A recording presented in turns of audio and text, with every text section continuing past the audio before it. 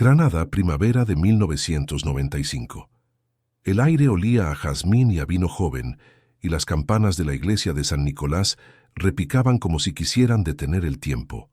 Ella, Lucía Morales, caminaba del brazo de su padre bajo una lluvia de pétalos de azahar. Era una boda sencilla pero hermosa, de esas que el pueblo recordaría por años. Él, Diego Serrano, ingeniero recién titulado, parecía un hombre tranquilo, reservado, de sonrisa tímida. Muchos lo describían como demasiado correcto, casi frío, pero aquel día su mirada brillaba con una intensidad poco habitual. El banquete se celebró en una hacienda rodeada de olivos centenarios cerca de Montefrío. Las mesas estaban adornadas con manteles blancos y botellas de vino tinto de la Alpujarra. El grupo tocaba bulerías y los invitados aplaudían al ritmo de palmas y risas. Lucía bailó descalza, con su vestido recogido hasta los tobillos, girando entre luces y abanicos. Su abuela, una mujer de manos arrugadas por el trabajo en el campo, la observaba con una mezcla de orgullo y melancolía. «Nunca he visto a nadie tan feliz», murmuró a su vecina, sin imaginar que esa frase quedaría grabada en la memoria colectiva de todo el pueblo. Cuando el sol se escondía tras Sierra Nevada, los recién casados se despidieron. Su destino, Marbella, donde pasarían una semana en un hotel junto al mar. Partieron en un coche pequeño, un Seat Ibiza azul, que Diego había restaurado con sus propias manos. En la ventana trasera colgaba un cartel hecho por los amigos: «Recién casados». El pueblo entero los vio marchar por la carretera serpenteante, saludando con pañuelos desde las ventanas. Era la imagen perfecta de una historia de amor en los años 90, sin teléfonos móviles, sin redes, solo promesas y carreteras abiertas. La madre de Lucía, doña Carmen, se quedó en la puerta mirando cómo el coche se perdía en la curva. Apretaba entre los dedos un pañuelo bordado, un gesto que luego confesaría haber repetido durante años cada vez que pensaba en su hija. «Tenía un presentimiento», diría después. «Algo en su sonrisa me pareció demasiado tranquila». Esa noche, el viento del albaicín soplaba fuerte. En el bar del barrio, los amigos de Diego brindaban por la pareja. Entre las bromas, alguien comentó que él nunca había tenido una relación larga antes de Lucía, que era reservado, casi misterioso. Otro recordó que había pasado años trabajando fuera, en obras en Cataluña, y que no se sabía mucho de su vida allí. Detalles que parecían sin importancia en un día de celebración, pero que años después se convertirían en piezas cruciales de un rompecabezas imposible. Antes de dormir, doña Carmen llamó al hotel donde su hija debía hospedarse, solo para asegurarse de que todo estaba en orden. Le contestaron amablemente: «Sí, señora, la habitación está lista. Los esperamos mañana». Fue la última vez que escuchó esa voz tranquila del otro lado de la línea. Al amanecer, un leve temblor recorrió el cielo de Granada. Las golondrinas volaban bajo y el eco de las campanas volvió a llenar el aire. Nadie podía imaginar que en apenas 24 horas comenzaría una búsqueda que se extendería por más de una década. A esa misma hora, el Seat azul cruzaba la carretera hacia la costa. Lucía tarareaba una canción de Alejandro Sanz, que recién sonaba en las radios, mientras Diego mantenía la vista fija en el horizonte. La carretera estaba vacía, salvo por algún camión de frutas y el reflejo del sol en los olivares. Ella hablaba del futuro, de los hijos que tendrían, de abrir una pequeña tienda de cerámica. Él apenas respondía, como si cada palabra le pesara. Cuando el coche se detuvo en una gasolinera cerca de Antequera, el dependiente los recordó después. Ella sonreía. Él parecía nervioso, como si tuviera prisa. Pagó en efectivo sin mirar al empleado y se fueron. Fue la última vez que alguien los vio juntos. Granada despertó al día siguiente sin saber que, entre las montañas y la costa, un silencio nuevo se había instalado. Uno que ningún noticiero, ninguna búsqueda ni ningún rezo lograría romper durante 12 años. La carretera hacia Marbella serpenteaba entre colinas cubiertas de olivos y pueblos blancos que parecían dormidos bajo el sol de junio. Era el corazón de Andalucía en 1995. Sin autopistas modernas, sin GPS, solo mapas de papel doblados en la guantera y la radio encendida como compañía. En el asiento del copiloto, Lucía llevaba una cámara analógica Yashica colgada al cuello. Había tomado varias fotos del viaje: un burro junto a una tapia, un campo de girasoles, el reflejo del coche azul en un escaparate. En una de esas fotos, él aparece al volante mirando de reojo hacia el lente, con una expresión ambigua entre la ternura y la distancia. Esa imagen, hallada años después, sería clave para reconstruir las últimas horas conocidas de la pareja. A medida que se acercaban a Antequera, el calor se hacía insoportable. Diego bajó la ventanilla, pero el aire seco solo traía polvo. En la radio sonaba Corazón Partío, aunque él, concentrado, no parecía escuchar. Lucía le hablaba de la playa, de cómo quería mojar los pies en el Mediterráneo antes del atardecer. Él respondía con monosílabos. ¿Estás bien?, preguntó ella. Diego sonrió, pero no dijo nada más. A las 16:42, según recordaría el dependiente, el Seat Ibiza azul se detuvo en la gasolinera La Venta del León, una estación vieja junto a la carretera A45. No había cámaras modernas, solo una vieja videocámara de vigilancia que grababa en cinta VHS, y cuyo registro, dañado por el calor, nunca pudo recuperarse por completo. El empleado, un joven llamado José María Valverde, lo contaría años después en un programa de televisión. Él bajó del coche, pidió llenar el depósito. Ella entró a comprar agua y una revista. Me saludó, sonreía. Pero él no levantó la mirada. Pagó rápido, dejó caer las monedas sobre el mostrador, y antes de irse, me preguntó si había algún desvío hacia Ronda. Le dije que sí, pero que estaba lejos. El detalle del desvío fue lo que más llamó la atención de los investigadores. La ruta directa a Marbella no pasaba por Ronda. ¿Por qué quería ir por un camino tan estrecho y montañoso? Los agentes lo revisarían más tarde sin encontrar rastros del coche. Cuando se marcharon, José María observó el vehículo alejarse hacia el sur. Recordaría el sonido del motor y el brillo del capó bajo el sol. Después nada. Ninguno de los dos volvió a aparecer. Esa misma noche, el padre de Lucía intentó llamarla al hotel, pero le dijeron que la pareja no se había registrado. Pensó que tal vez habían decidido pasar la noche en otro sitio. No sabía que esa sería la primera señal de una ausencia que se convertiría en leyenda local. Al día siguiente, un camionero que viajaba hacia Málaga declaró haber visto un coche azul detenido en el Arsén, cerca del kilómetro 78. Dentro, dijo, había un hombre solo. No pudo asegurarlo, pero recordaba un detalle. La matrícula comenzaba por GR. La policía tardó 3 días en llegar a esa pista. Cuando lo hicieron, ya no había rastro del coche. Durante los días siguientes, las familias comenzaron a inquietarse. Doña Carmen visitó la parroquia y encendió una vela frente a la Virgen de las Angustias. Dicen que mientras rezaba, el viento apagó la llama. En el pueblo, los amigos de Diego se reunían en el bar Los Faroles, intentando entender qué había pasado. Uno juraba que Diego era incapaz de hacerle daño a nadie. Otro, más escéptico, recordaba que en la despedida de soltero había tenido una discusión fuerte, aunque nadie supo por qué.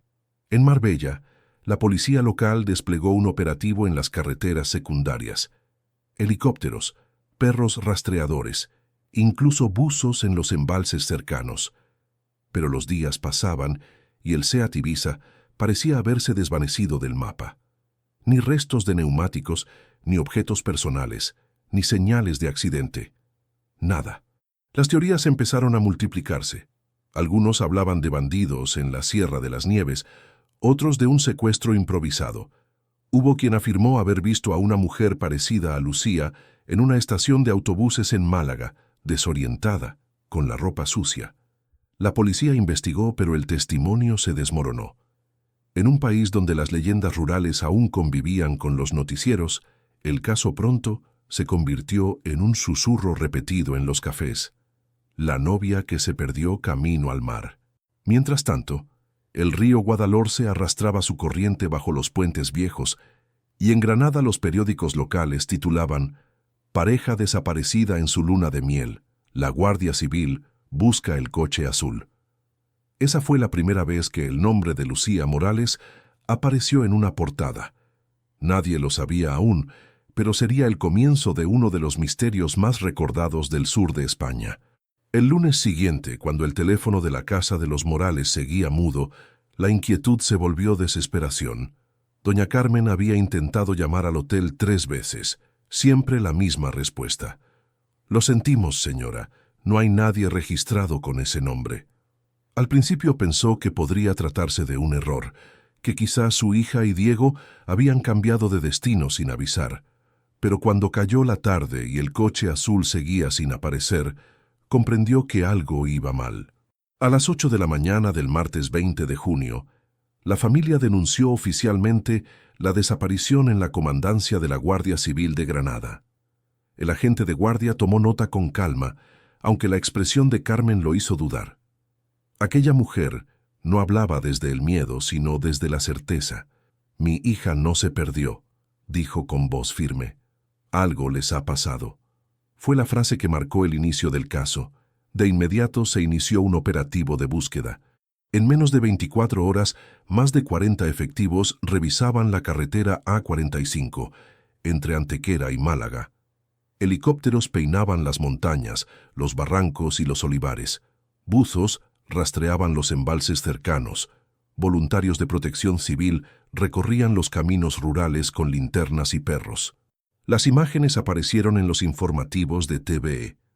Un convoy de vehículos verdes avanzando entre el polvo y el calor, mientras una voz en off decía: «Continúa la búsqueda de los recién casados desaparecidos en Andalucía». La noticia sacudió la región. En los bares de Granada, Córdoba y Málaga, todos tenían una teoría. Algunos decían que habían sufrido un accidente y habían caído por un barranco. Otros, más oscuros, hablaban de un asalto en la carretera o de un ajuste de cuentas. Pronto surgió un rumor que se expandió como pólvora: la luna de miel maldita. Era una expresión vieja, heredada de una historia local sobre una pareja que se perdió en los montes de Ronda en los años 50. En los pueblos andaluces, donde la frontera entre la superstición y la fe aún es delgada, esa frase bastó para teñir el caso de misterio. Los primeros 3 días fueron un desfile de pistas falsas. Un agricultor aseguró haber visto un coche azul en un camino rural, pero resultó ser un vehículo abandonado desde hacía meses. Un camionero dijo haber visto una maleta junto a la autopista. Era una bolsa vacía. Sin embargo, algo llamó la atención de los investigadores: el ticket de gasolina encontrado en la estación de servicio La Venta del León. En él se leía claramente la fecha, la hora y los 3 litros que Diego había pedido. Era la última prueba tangible de que habían estado vivos. A los 7 días, la búsqueda se amplió a la costa. Buceadores inspeccionaron el embalse de Guadalteba y equipos de rescate revisaron las zonas más peligrosas de la serranía. Nada, ni el coche, ni restos, ni rastro alguno. El capitán Salcedo, jefe de la unidad, declaró ante las cámaras: «No descartamos ninguna hipótesis. Es como si se los hubiera tragado la tierra». La frase se volvió titular al día siguiente. Mientras tanto, los padres de ambos iniciaron una campaña improvisada. Carteles con sus fotos pegados en gasolineras, estaciones y bares. En el rostro de Lucía, sonriente con su vestido de novia, se leía: «Desaparecida. Si la ha visto, por favor, llame». El caso comenzó a atraer la atención nacional. Programas de radio y televisión lo incluyeron en sus secciones de misterio. Llamaban desde toda España diciendo haberlos visto en Galicia, en Portugal, incluso en Marruecos. Cada pista terminaba en nada, pero mantenía viva la esperanza. Las noches eran las más duras. Doña Carmen, sin dormir, dejaba encendida una vela junto a la foto de boda de su hija. En las calles, la gente murmuraba al pasar: «Dicen que el coche se hundió en el pantano». Otros respondían: «No, fue él, el marido, que la mató y huyó». La historia se deformaba, crecía, se alimentaba del silencio.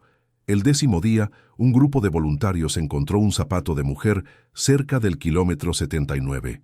Era del número de Lucía, pero no se pudo confirmar si era suyo. La prensa lo trató como la primera pista real. Aquella noche, frente a las cámaras, doña Carmen repitió entre lágrimas: «Solo quiero verla, viva o muerta». Fue la frase que conmovió al país. La Guardia Civil instaló un puesto permanente de control en la entrada de Antequera. Las patrullas revisaban los desfiladeros y cada coche azul que pasaba. Aún así, el tiempo comenzó a volverse su enemigo. Con cada día que pasaba sin novedades, la atención mediática se desplazaba hacia otro tema. Pero en los pueblos del sur, la historia seguía viva, creciendo entre el miedo y la curiosidad. Los ancianos del lugar, sentados al atardecer frente a las tabernas, decían que la carretera hacia la costa había quedado maldita. Fue entonces, cuando la esperanza empezaba a agotarse, que apareció la primera contradicción. Un agente revisó los registros telefónicos del hotel donde debían hospedarse y notó algo. Alguien había llamado desde una cabina de carretera la noche del 18 de junio. La llamada duró 30 segundos. No se grabó el contenido, pero sí el origen: un teléfono público cerca de Ronda. Esa simple conexión cambiaría el rumbo de la investigación. En las semanas siguientes, el silencio oficial se llenó de voces anónimas. Cuando las patrullas de la Guardia Civil dejaron de verse en los caminos y los helicópteros ya no sobrevolaban la sierra, el caso se trasladó al territorio más fértil de España: la conversación de bar.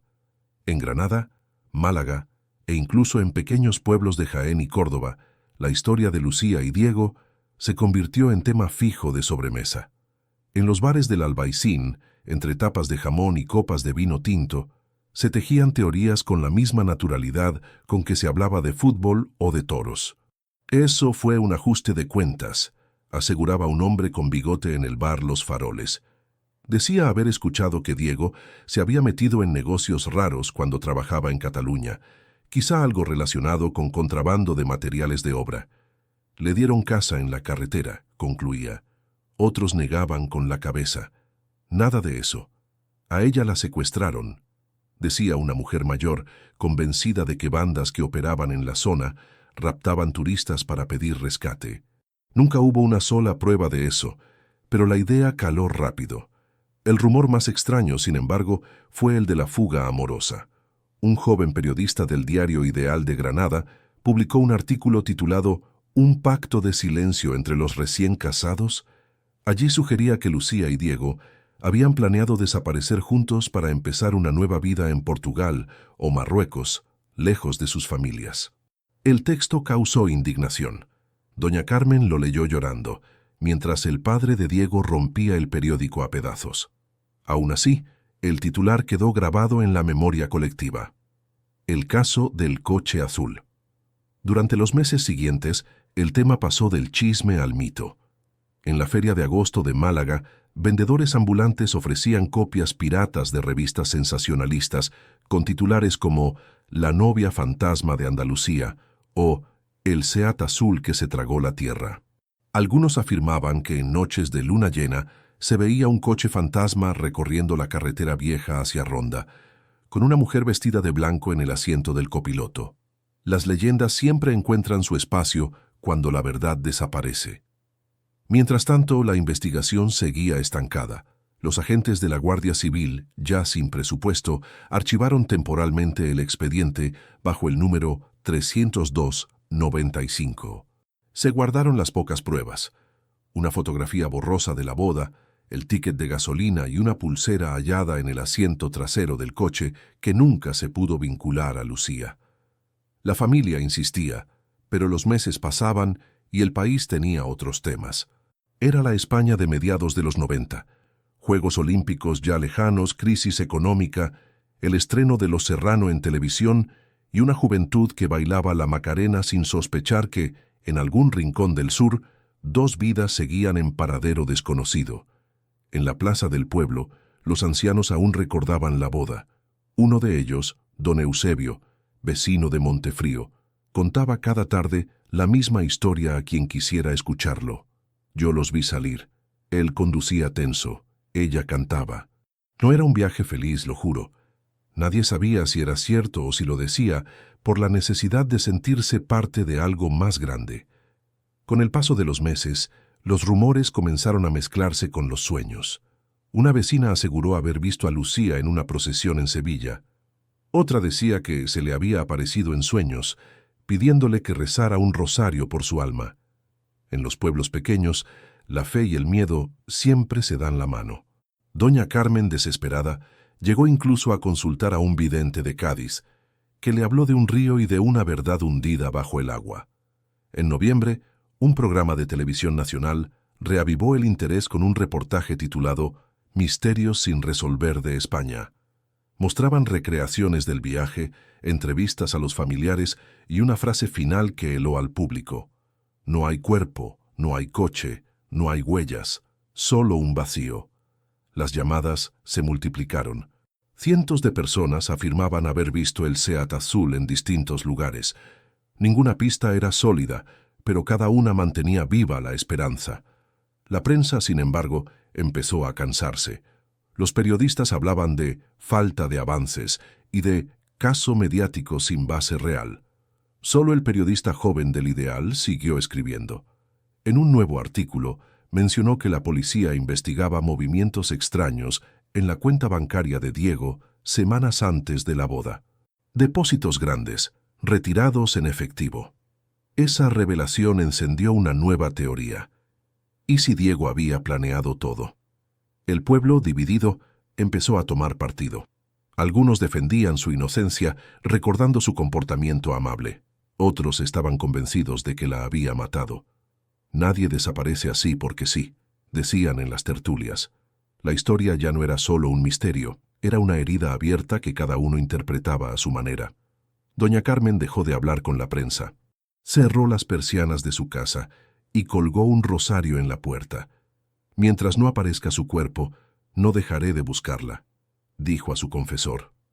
Afuera, el invierno cubría de niebla los olivares, y en las redacciones, el titular El caso del coche azul desaparecía poco a poco de las portadas, pero no del recuerdo de quienes cada noche aún escuchaban el eco de un motor que jamás llegó a su destino. Pasaron los meses, luego los años. La vida continuó para todos, menos para las dos familias que seguían atrapadas en aquel junio de 1995. En Granada, doña Carmen y su esposo Antonio Morales se mudaron a Sevilla, intentando escapar de los recuerdos, aunque en realidad solo los trasladaron de lugar. Cada mañana caminaban juntos hasta la Catedral de Sevilla, donde encendían una vela frente al Cristo del Gran Poder. Siempre la misma oración: que aparezca, Señor, viva o muerta, pero que aparezca. Los feligreses ya los conocían.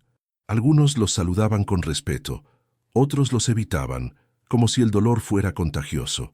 En cambio, los padres de Diego tomaron un rumbo distinto. Vendieron la casa familiar en Montefrío y se marcharon a Alicante, buscando comenzar de nuevo. La prensa los había acosado durante meses, y los rumores sobre la culpabilidad de su hijo no les dejaban vivir en paz. A Diego lo están condenando sin pruebas, repetía su madre. Sin embargo, el silencio de él era más pesado que cualquier acusación. No había carta, no había señal, no había vida. Con los años el caso desapareció de los periódicos. En 1998, el expediente fue oficialmente archivado. Un recorte de prensa guardado en la hemeroteca del Ideal decía: «El misterio del coche azul sigue sin resolverse».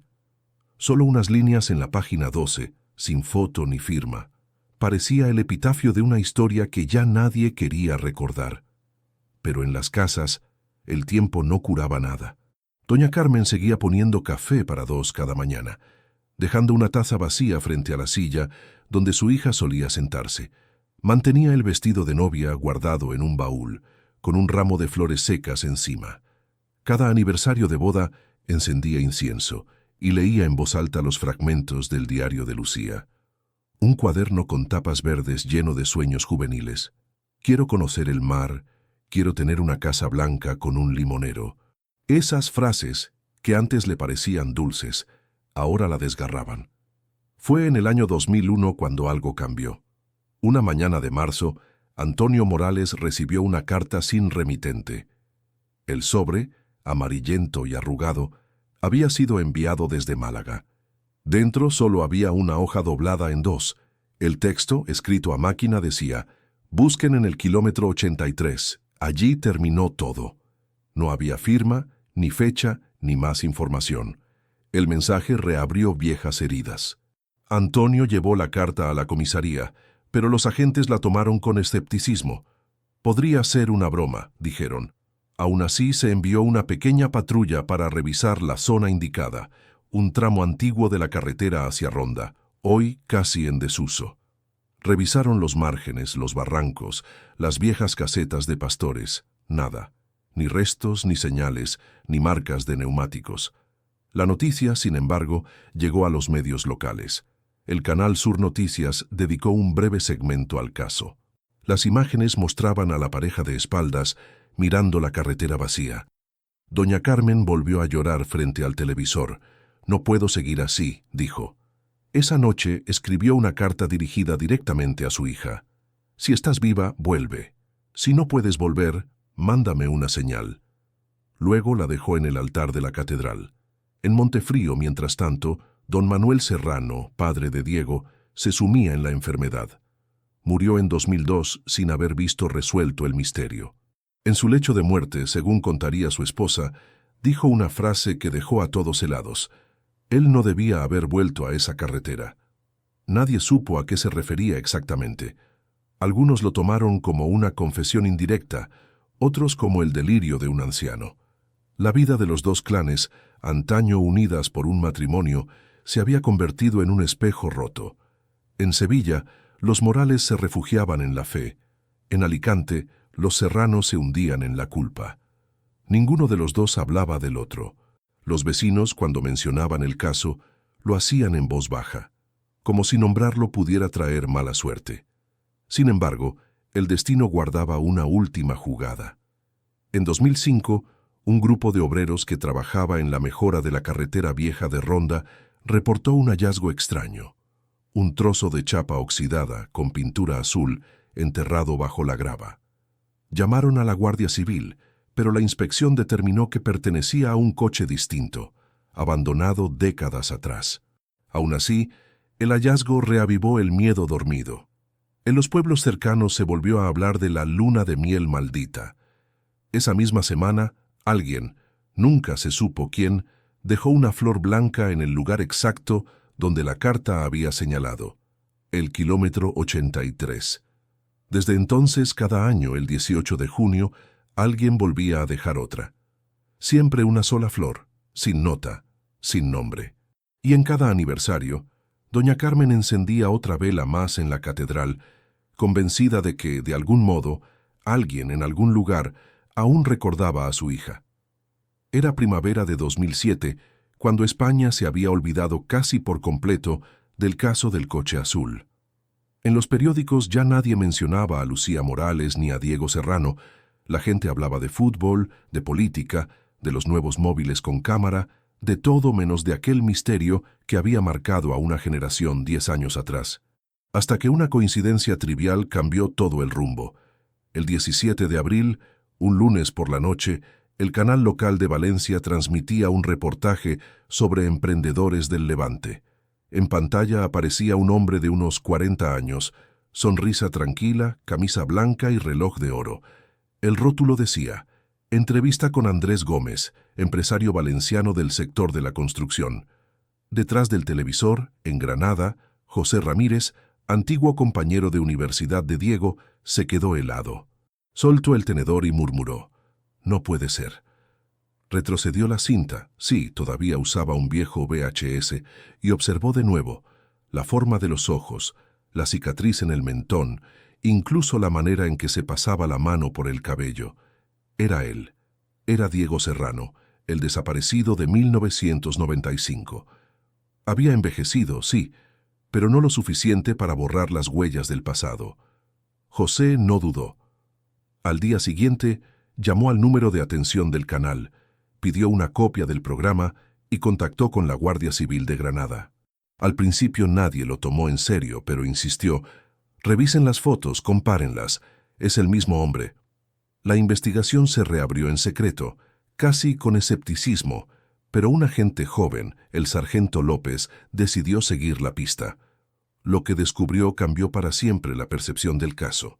En Valencia, bajo el nombre de Andrés Gómez Navarro, vivía un hombre que había registrado una pequeña empresa de materiales de obra llamada Hormigón del Turia S.L.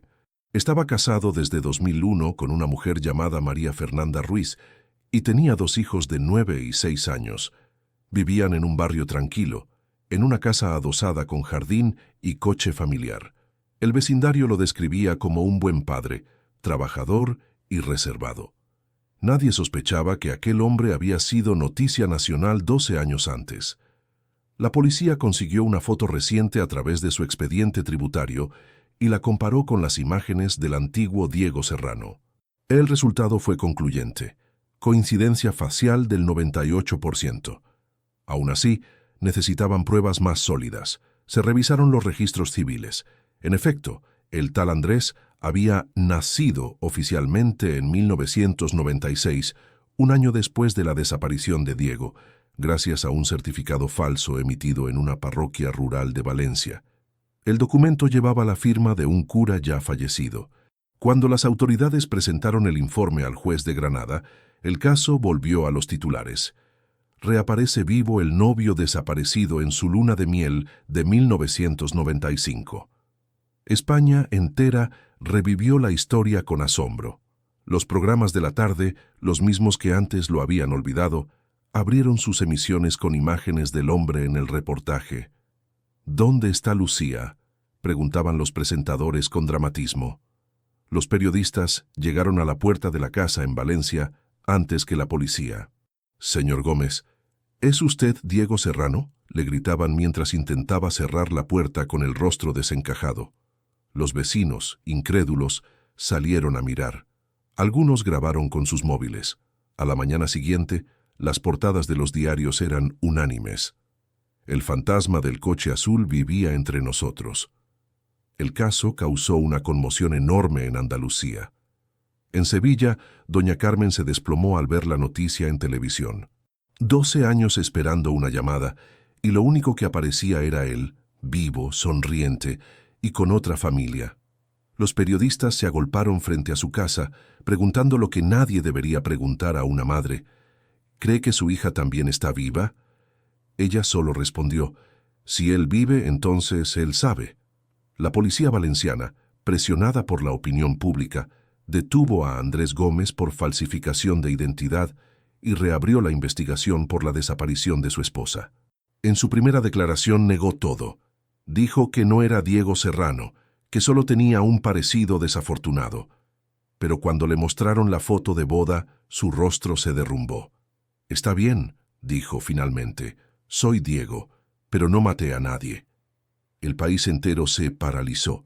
En los bares, en las escuelas, en los mercados, todos hablaban del resucitado de Granada.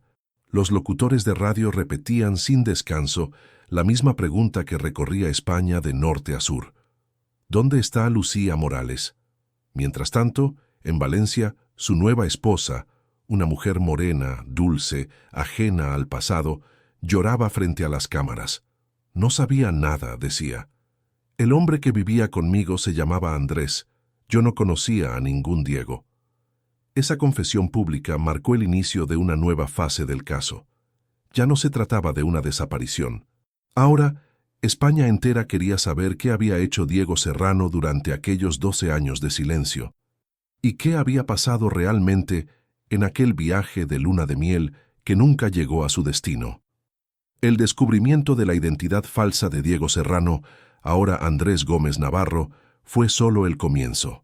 En cuestión de días, la Unidad Central Operativa de la Guardia Civil reabrió el expediente 302-95 bajo una nueva etiqueta: Caso Lucía Morales, Reinvestigación 2007. Esta vez no había dudas ni falta de interés mediático. El país entero exigía respuestas.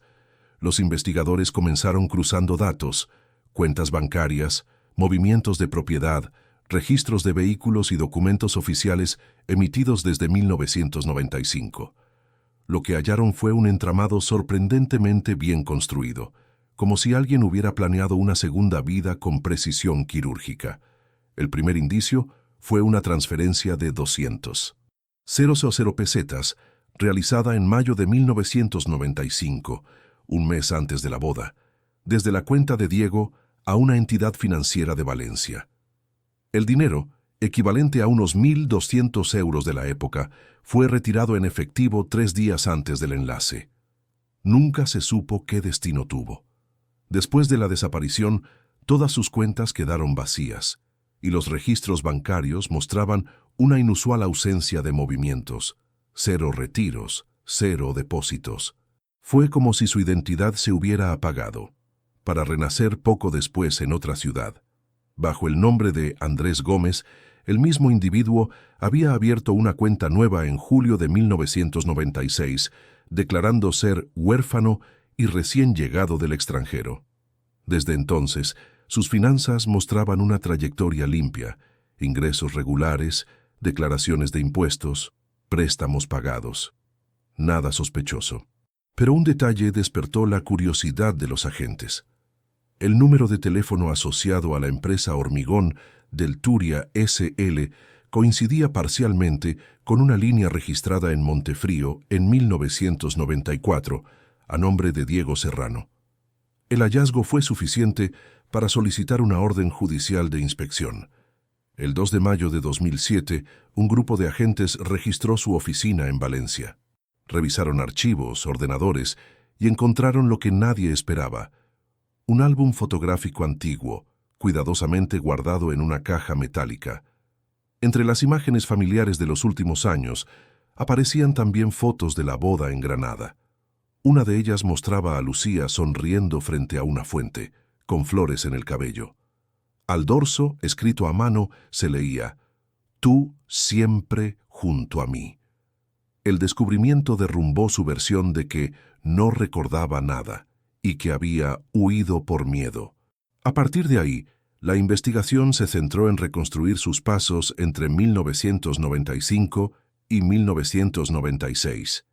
Se comprobó que había trabajado bajo un nombre falso en una obra cerca de Ronda, precisamente en la misma zona donde desapareció el coche.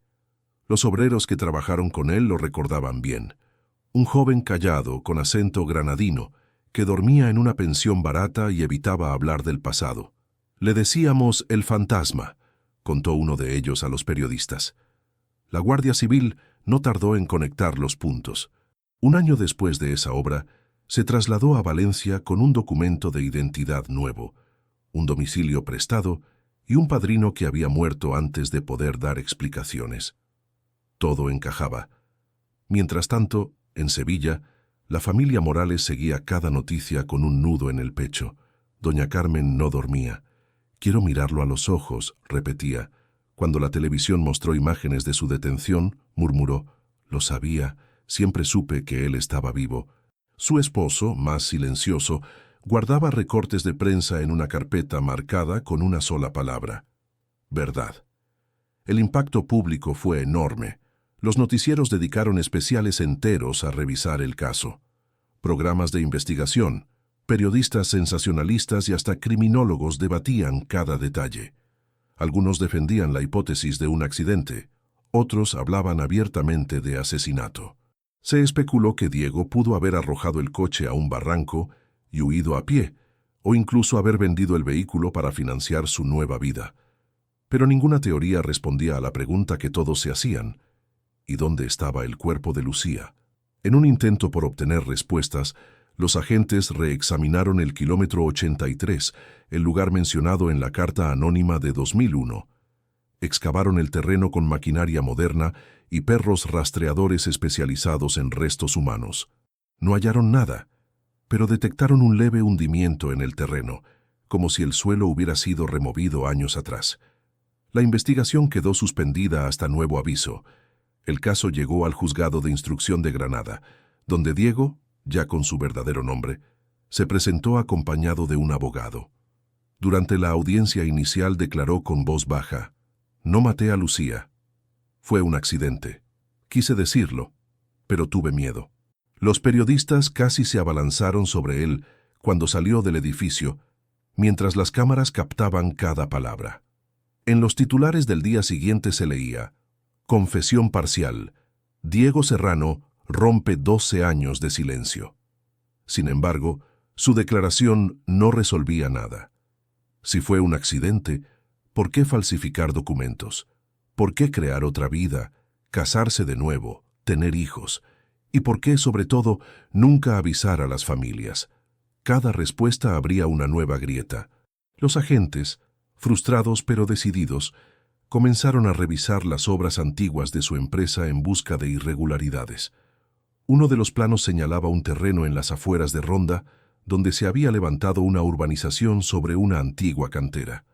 Allí, bajo toneladas de hormigón, se escondería un secreto que pronto pondría a temblar a toda Andalucía. El interrogatorio comenzó en una sala pequeña, sin ventanas, con una luz blanca que caía directamente sobre la mesa metálica. Frente a los agentes, Diego Serrano, o Andrés Gómez como había sido durante 12 años, respiraba con dificultad. Tenía las manos temblorosas y la mirada clavada en el suelo. «Solo quiero que todo termine», murmuró al inicio. El sargento López, que lo había seguido desde Valencia hasta Granada, encendió la grabadora. Eran las 09:17 de la mañana del 10 de mayo de 2007 cuando comenzó la confesión que estremecería a España. «Fue un accidente», dijo. «No quise hacerle daño». Según su relato, aquella tarde de junio de 1995 discutieron mientras conducían. Lucía quería llegar al mar antes del anochecer. Él, cansado, insistía en descansar antes. A mitad de camino, se desviaron por una carretera secundaria hacia Ronda. Paramos cerca de un acantilado para ver el paisaje. Ella bajó del coche enfadada. Empezó a gritarme. Yo intenté calmarla, pero tropezó. Cayó. Rodó por el barranco. No respiraba. Durante unos segundos, la sala quedó en silencio. Los agentes intercambiaron miradas. El relato parecía aprendido, casi ensayado. Uno de ellos le preguntó por qué no pidió ayuda, por qué no llamó a la policía. Diego se llevó las manos al rostro. Tenía miedo. Pensé que me culparían. Era joven, estúpido. No sabía qué hacer.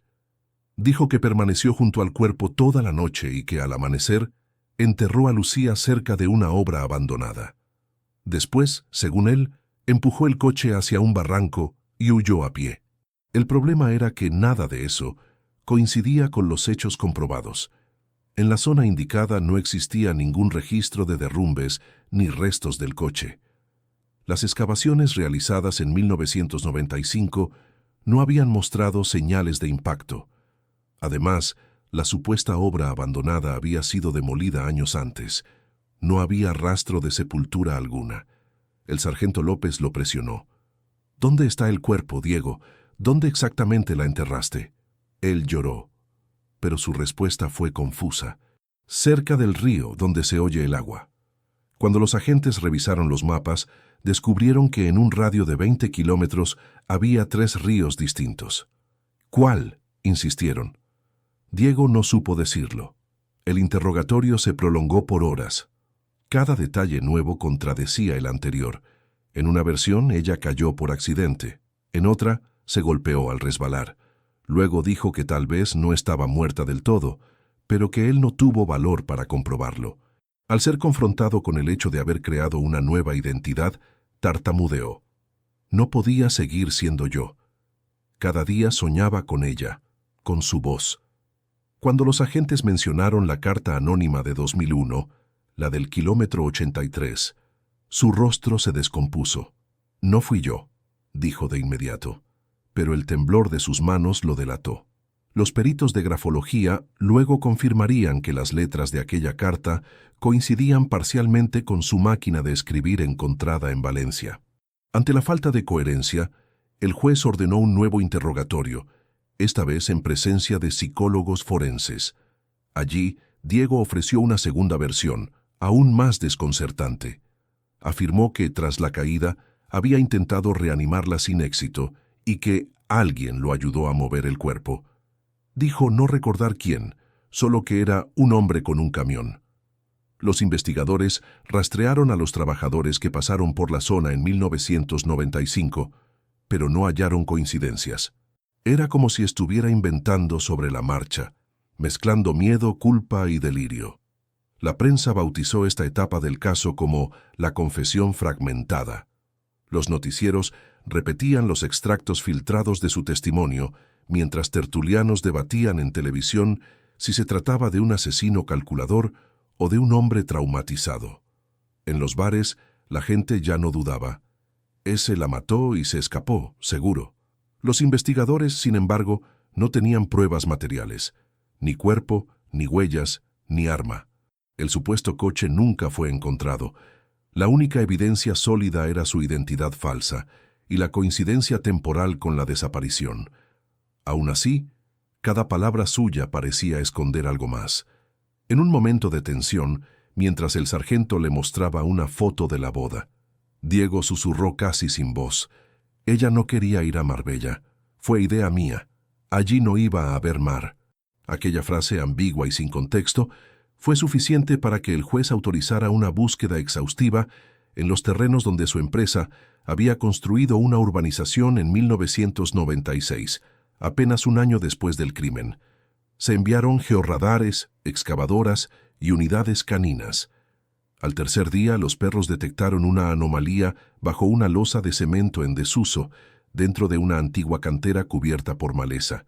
No hallaron restos humanos, solo fragmentos de tela vieja, pedazos de vidrio y una pulsera dorada, idéntica a la que Lucía llevaba el día de la boda. El hallazgo, aunque insuficiente para condenarlo, fue devastador para las familias.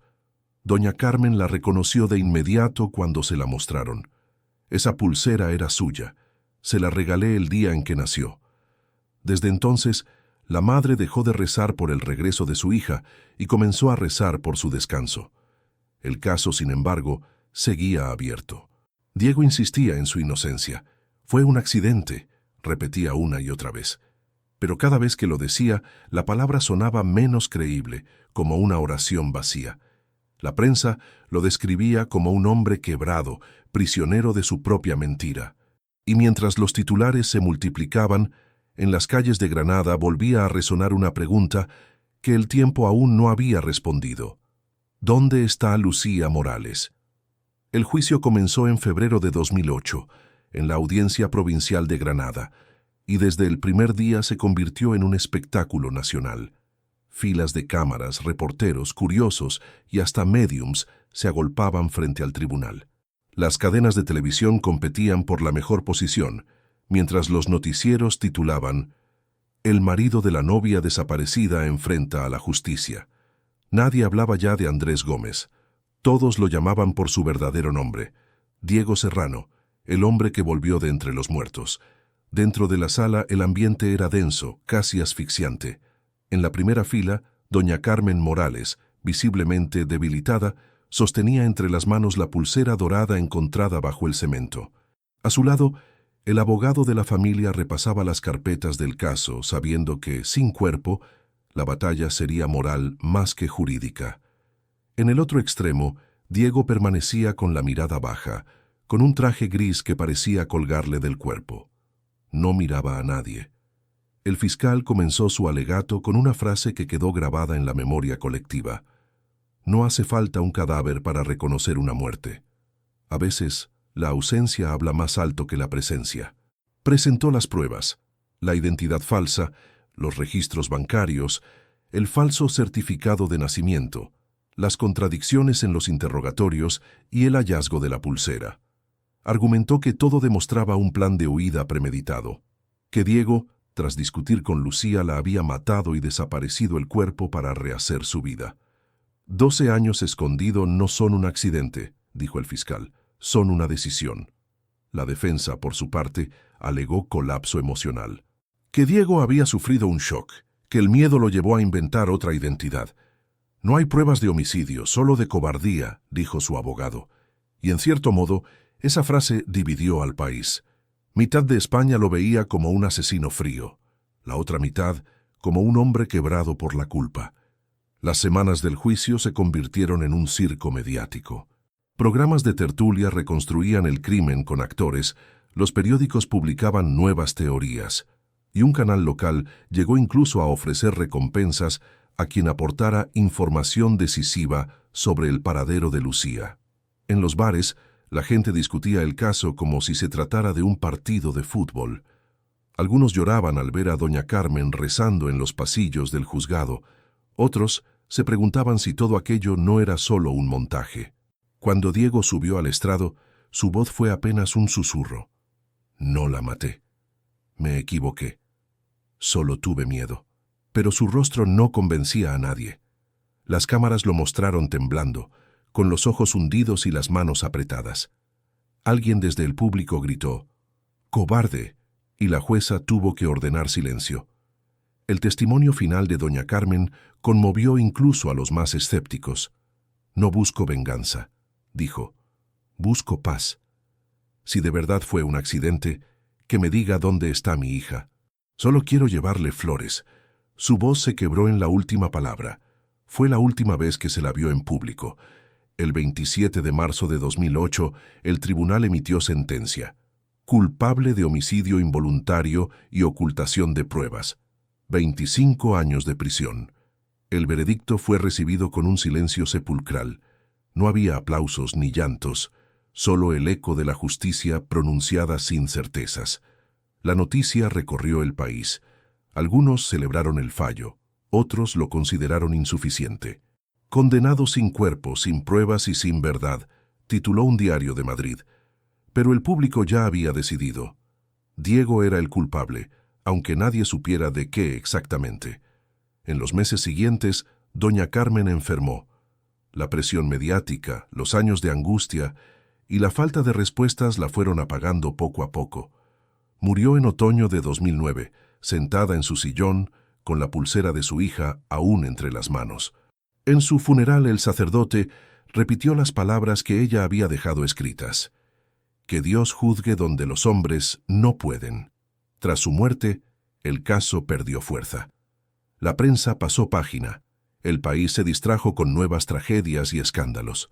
En prisión, Diego mantuvo el silencio. No apeló la condena, no escribió cartas, no concedió entrevistas. Solo un guardia afirmó haberlo escuchado una noche, murmurando una frase repetitiva, casi como un rezo: «No fue allí. No fue allí». Nadie supo qué quería decir. Con los años, el caso del coche azul se convirtió en una historia que las nuevas generaciones escuchaban de sus abuelos, una mezcla de misterio, tragedia y culpa. Pero para quienes la vivieron, nunca fue un cuento. Era una herida abierta, una cicatriz en la memoria de Andalucía. Porque aunque hubo juicio y condena, nunca hubo cuerpo. Y en España, como decía un viejo periodista granadino, sin cuerpo no hay descanso ni para los muertos ni para los vivos. Años después, cuando el polvo del juicio se asentó y el país siguió su curso, la historia de Lucía Morales y Diego Serrano quedó flotando en el aire como una sombra persistente. En Ronda, sobre el terreno donde alguna vez se levantó una vieja obra de hormigón, se inauguró en 2015 una pequeña plaza moderna, con bancos de piedra y una fuente central.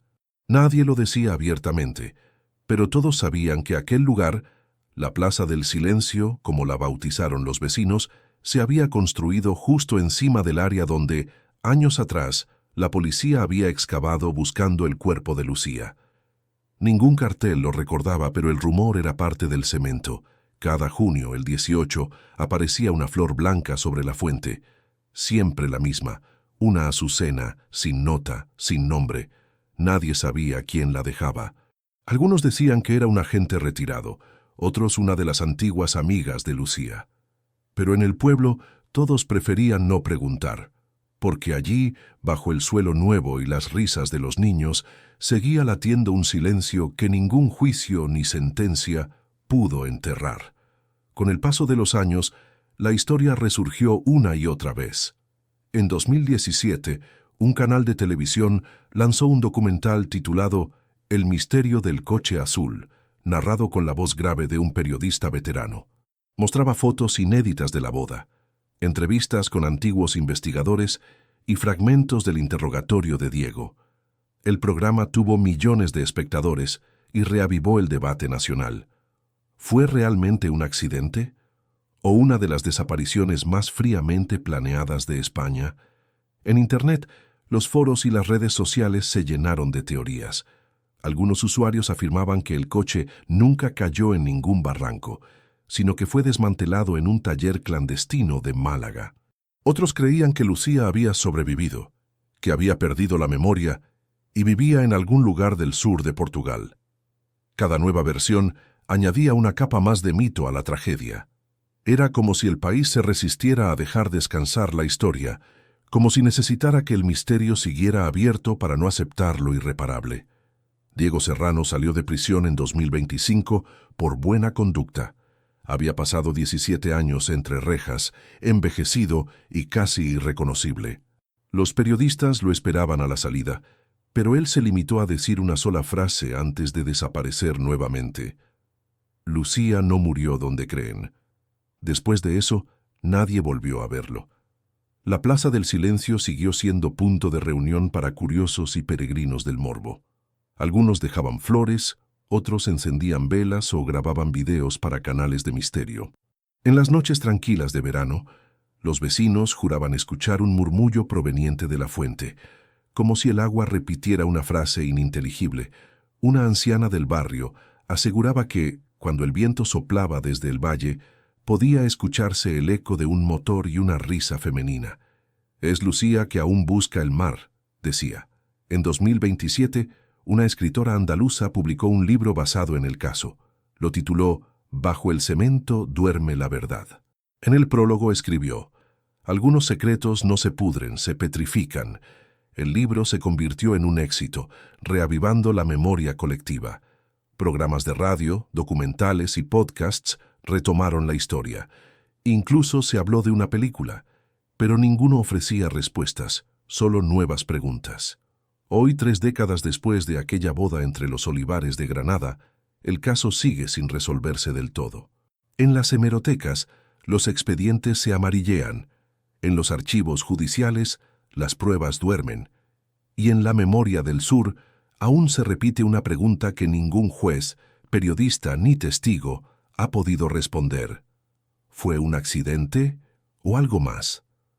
Porque en España, donde la verdad se mezcla con el rumor y la fe con el miedo, hay historias que nunca se cierran, historias que se convierten en advertencia, historias como la de Lucía Morales, la novia que desapareció en su luna de miel y cuya ausencia, más que su muerte, se volvió eterna.